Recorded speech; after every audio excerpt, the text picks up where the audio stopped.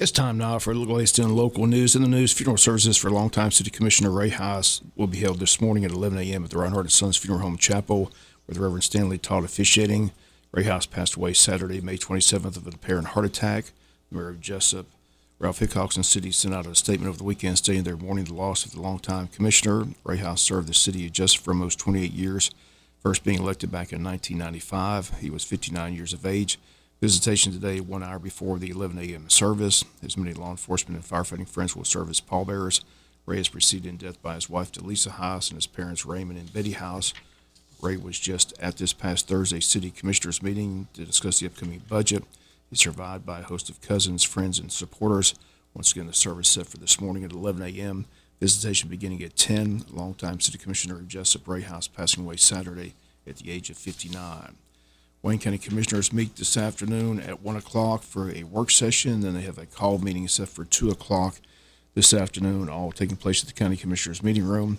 The work session at 1 o'clock will be for Skip Starling to discuss ISO and fire stations, and for EMS Director Richard Johnson to present positions in the department.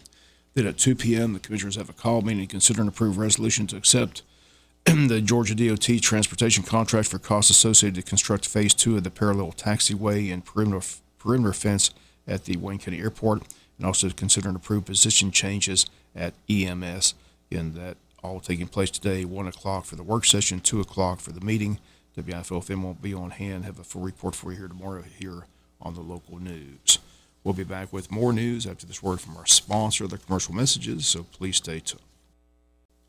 Monday was Memorial Day, and a big celebration took place here in Wayne County. A tremendous crowd on hand at the hospital as they held the celebration at the Memorial Wall located in front of Wayne Memorial Hospital. Guest speaker for the event was First District Congressman Buddy Carter, who had these comments. And thank you for this very special occasion. You know, ladies and gentlemen, Memorial Day is a time for us to reflect, a time for us to remember. Time for us to remember those who gave the ultimate sacrifice for the freedoms that we enjoy today in this country. Freedoms that we don't take lightly. Freedoms that we understand didn't come lightly. Freedom is not free. We all understand that. And today, on Memorial Day, we stop and we recognize those who gave the ultimate sacrifice for us to enjoy the freedoms that we enjoy. You know, the first Memorial Day was celebrated on May 30th of 1868. It started out as Decoration Day. It was to honor the Union soldiers who died during the Civil War. Later, it was changed in 1971 by an act of Congress, no doubt, to be the last Monday in the month of May. And we've celebrated it ever since then. Today is a special occasion. Today is a special occasion because of the dedication of this beautiful memorial. You know, when we were starting this, I bought one of the shirts, one of the t-shirts that they were using to raise funds for the construction of the memorial. And at the Capitol, I'm in the gym every morning, and I wear that shirt a lot. And people ask me all the time, where is Wayne County, Georgia? And I'm proud to tell them exactly where it is. And sometimes they'll ask me, well, tell me about this project y'all have got going on down there. And I tell them, it's for us to remember, to always remember. Earlier this year, I had the opportunity to travel out west. I had not been to the Midwest a whole lot. But when I went out there, I decided, I was in Oklahoma City, and I decided I'd do something I haven't done a whole lot. I decided I'd rent a car and I'd drive around just to see what it was like out there. I'd never been in that part of the country. And I drove around and I saw a Methodist church. I saw a Baptist church. I saw a mosque. I saw a synagogue. I saw all these houses of worship. And I thought to myself, what a great place we have here in America, where we have the freedom of religion, the freedom to worship where we choose to worship. And then I remembered I remembered it was because of a veteran, of someone who gave the ultimate sacrifice, that we enjoy that freedom. Once again, though, some of the comments. First is Congressman Buddy Carter. Reverend Mickey Tomlin opened this ceremony with prayer. Judge Vi Bennett sang the national anthem. Again, a tremendous crowd on hand yesterday at the Wall at Wayne Memorial Hospital. Big story in Washington, D.C., of course, is the tentative agreement on the debt ceiling. We had a chance to get the Congressman's comments on that agreement. Here, Congressman Buddy Carter, and the big story in Washington, of course, is the debt ceiling. They say a tentative agreement has been reached, but Congress has to get involved. Your thoughts on the agreement? Well, first of all, it's an agreement, and you know we have been working toward this, and I'm proud that the president finally negotiated it. I'm sorry that it took him so long to get to the table, but nevertheless, we've gotten it done. Speaker McCarthy has done a great job, along with his leadership team, of negotiating this deal. It's not everything we wanted. We know that we're not going to ever get everything we want, but it is good. Spending cuts in there.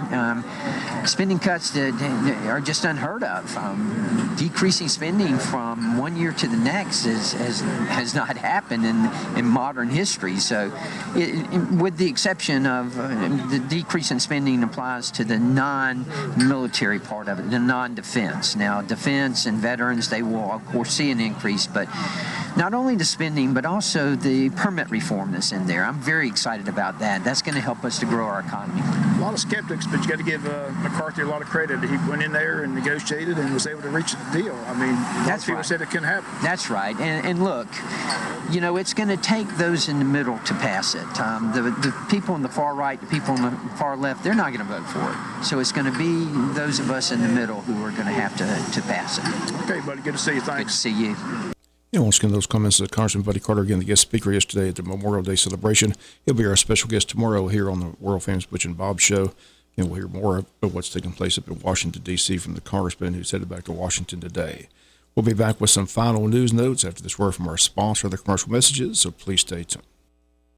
Final notes and news. Jesup City Commissioners met this past Thursday morning to discuss their upcoming budget. They took 2 votes, both ending in a tie, with Mayor Ralph Hickox having to cast a deciding vote each time.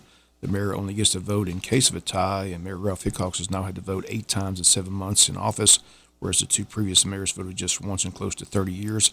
Mayor David Earl Keith in 7 years never had to cast a deciding vote, and the previous mayor, Herb Shaw, served close to 20 years and voted just once time to break a tie vote. On Thursday, the upcoming budget, in which the city will have a public hearing and first reading of their 2024 budget on Tuesday, June 6th, at their first meeting in the month of June. At Thursday's meeting, Commissioner Stanley Todd wanted to give each city employee the additional $1 per hour raise that was at first going only to Jesup police firefighters and firemen. Todd says the city has the money, and he felt it was unfair not to give other city employees and other departments the additional $1. Commissioner Tim Cockfield says the city's proposal was in line with the state's action, and the purpose is to simply attempt to retain police officers who the city says is losing every day to other departments and other jobs. Cockfield says the city simply can't afford the additional $1 for other debts without raising taxes, and he says he was not in favor of the motion. Second, again, Pam Schuman seconded the motion, and the vote ended in a 3-3 tie with Commissioner Shirley Armstrong voting with Todd and Schuman, while the other 3 commissioners, Tim Cockfield, Ray House, and Bill Harvey, voted against. So Mayor Ralph Hickox had to cast a deciding vote, and he voted yes to give the other department employees the additional $1. Second tie vote came as Commissioner Tim Cockfield says if the city has so much money, he simply made a motion to give the police officers and firemen an additional $2 raise. That was seconded by Ray Haas, and those 2, along with Commissioner Bill Harvey, voted yes. Our commissioners Pam Schuman, Shirley Armstrong, and Stanley Todd voted no. The mayor once again had to cast a deciding vote, and he voted no, saying he was not against officers and firemen, but he had to vote no. Next, Commissioner Tim Caulfield says everyone deserves a raise, including the taxpayers of the city of Jesup. He asked that the issue of city property taxes be put on Tuesday's June 6th agenda. He says he'll make a motion to do away with city property taxes altogether. City Manager Rose Marcus says that's about $1 million per year. Caulfield says if the city has so much money, then everyone should get a raise, including the taxpayers of Jesup. And the issue will be discussed at the city's next meeting, once again set for Tuesday, June 6th. WIFO film will continue to follow the story as it develops, but with the passing of Commissioner Ray Haas, Commissioner Tim Caulfield lost not only a good friend, but an ally on that vote on the budget, and again, unfortunately, doesn't have his vote from this point forward. A couple events this week. The Thursday event at the Coastal Pines Technical College put on by the Wayne County Emergency Management and the Chamber of Commerce. It's all about emergency weather preparedness. You'll learn how you can be prepared this hurricane season. At the workshop will be weather expert Alexander Booth, meteorologist with the National Weather Service in Jacksonville, Florida. Again, that's taking place this Thursday, June 1st from 11:30 to 1 at the Coastal Pines Technical College. Tickets are on sale at the Chamber this week, $20 for members, $25 for non-members. You need a ticket, call the Chamber at 912-427-2028. And still time to sign up for this weekend's Catfish Tournament, set for Saturday and Sunday, June 3rd and 4th. The tournament begins Saturday, June 3rd at 12 noon, continues until Sunday, June 4th at 12 noon. This year's event offers fishermen opportunity to win a $7,500 first place payout. Other place payouts determined by the number of entries into the event. Entry fee for the event is $100 per fisherman, minimum of at least 2 in a boat. Big fish pot entry is $10 per fisherman. Registration, once again, it can be done online at active.com. You can drop off the entry fee at the Tourism Board's office in the depot. Registration packets available online or the Jesup Train Depot. Need more information to call the Tourism Board office at 427-3233 or check out their event website at waynetourism.com. You can also register on site this Saturday morning. Once again, the Wayne County Catfish Tournament is set for this weekend, June 3rd and 4th. That's going to do it for the latest in local news. Sports comes your way in a few minutes. Bob Morgan, have a great day.